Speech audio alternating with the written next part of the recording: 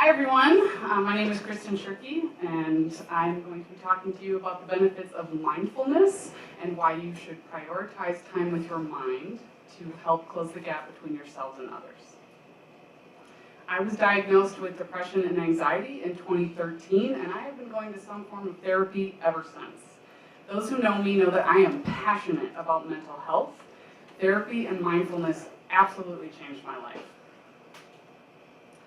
This is me as a kid. My dad used to call this the pout. I cried a lot as a kid, and I was usually told to just stop crying, which was about as effective as telling someone to calm down.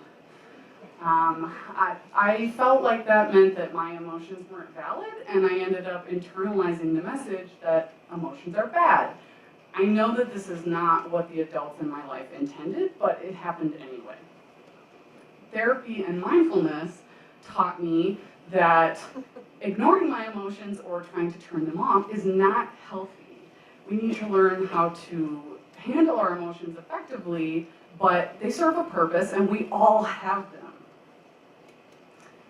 Learning how to handle our emotions in a healthier way is so important now that we're constantly overloaded with information. And a lot of us work in open office floor plans, which can lead to issues with coworkers if we don't take time to process our feelings.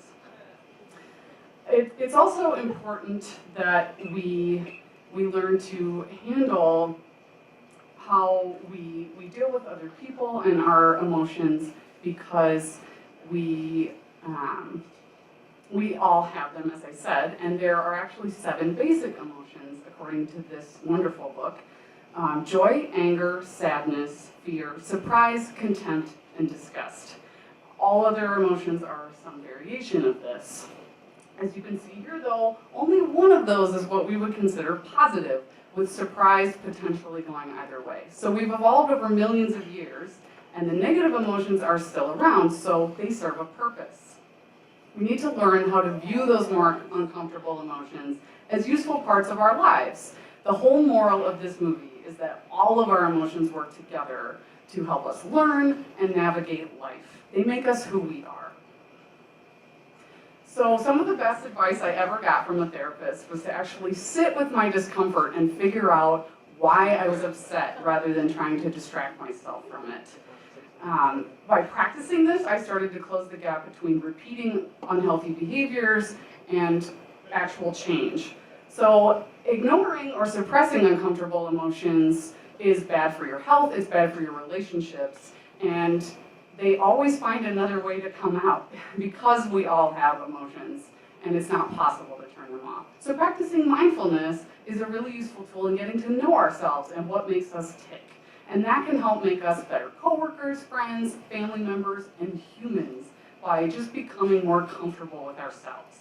So what is mindfulness? A lot of people tend to think that it requires you to sit silently with nothing going through your mind for 20 minutes. And that's not really the case. Mindfulness is about recognizing the thoughts that go through your mind without getting caught up in them. So an official definition is that it's a mental state achieved by focusing one's awareness on the present moment and calmly acknowledging one's thoughts, feelings, and bodily sensations. It's used as a therapeutic technique. And something I hear from people a lot is that they don't have time for mindfulness, or that it feels really selfish to focus so much on themselves. But it actually doesn't take that much time. And a lot of the exercises focus on how being more mindful actually benefits everyone around you. I have become a huge advocate for self-care, and I always tell people that if we don't take care of ourselves, we don't have anything to give anyone else. There is a reason this is airline policy. So if you're interested in learning more about mindfulness and you don't know where to start, there are a ton of apps out there now to help teach the techniques.